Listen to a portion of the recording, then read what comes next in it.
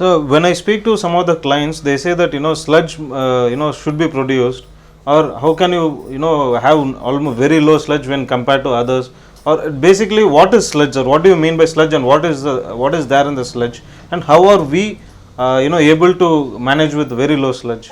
Whenever wastewater is generated, there is the complex organic matter which has to be treated. The decontamination process of any wastewater would be to break down the complex organic matter into simple matter beyond which no biodegradation can take place. There are ways to do it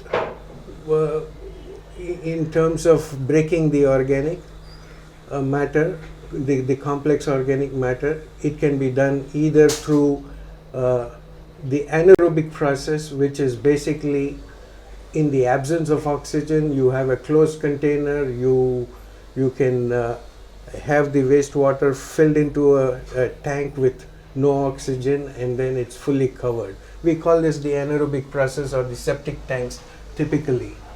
The other way is to subject it to an aerobic process where the wastewater is aerated, and when aeration takes place, the odor content in the wastewater is completely eliminated.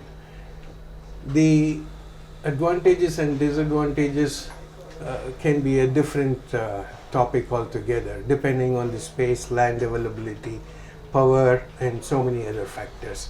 So the choice of treating the water, whether aerobic or anaerobic, would totally depend on the location and the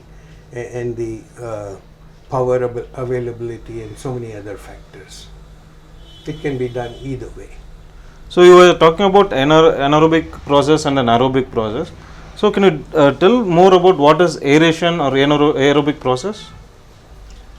See, basically what happens is the process of decontamination, or what I call as stabilization, occurs by a consortium of bacteria. Now the consortium of bacteria will behave differently under the conditions that they are subject to. Let us say you have a condition where there is no oxygen for the bacteria. The same consortium would have a different set of reactions. Now, in the absence of oxygen, they do break down the complex organic matter to almost by about 65%. Well, if properly designed, maybe fully about 95% reduction, but invariably it is only about 65%.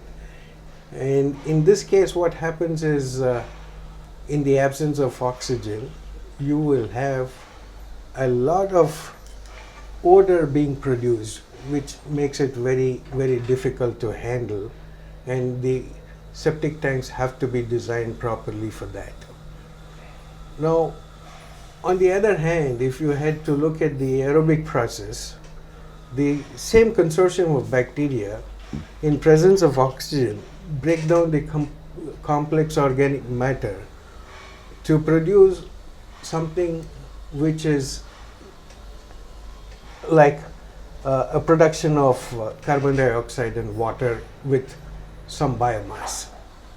So in the aerobic process, you have the aeration, which is giving oxygen to the reactions performed by the bacteria, consortium of bacteria, to break down all the complex organics into carbon dioxide and water.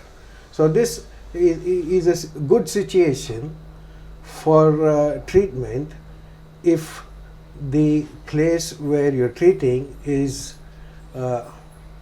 ensured with proper power supply 24/7. This should not be a problem. It's one of the best ways to treat wastewater.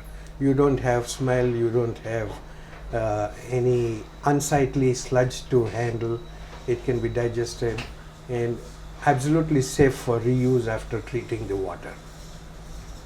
So could you more explain about what are the different processes that is happening in the treatment plants?